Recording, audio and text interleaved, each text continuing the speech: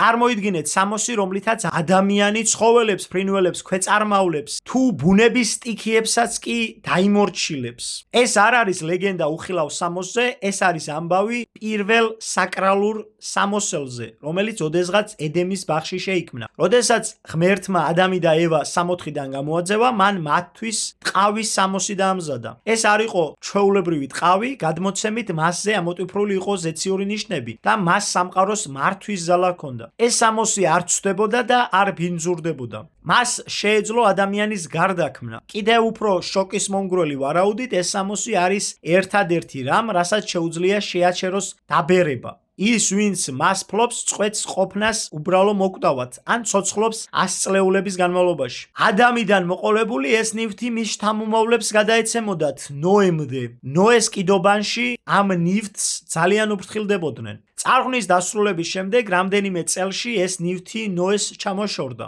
ქამმა ვერ გაუძლო ცდუნებას.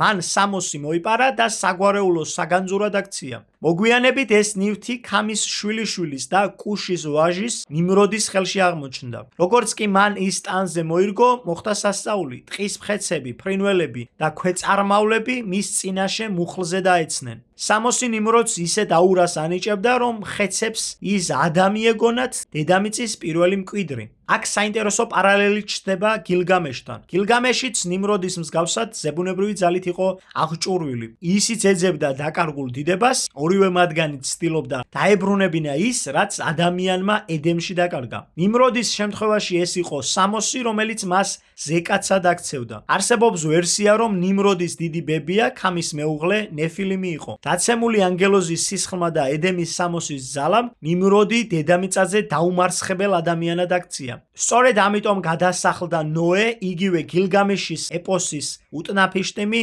შორს მიუვალ კუნძულზე. მან იცოდა, რომ ეს სამოსი არასწორ ხელში მოხვდა. ნოე მიხვდა, რომ კაცობრიობამ ედემის წმინდა ნივთი ტირანიის იარაღად აქცია. ნიმროდი ამ სამოსით ნადირობდა არა მხოლოდ ცხოველებზე, არამედ ადამიანთა სულებზეც. ბაბილონის გოდოლის დანგრევისა და ნიმროდის სიკვდილის შემდეგ ამ ნივთის კვალი იკარგება.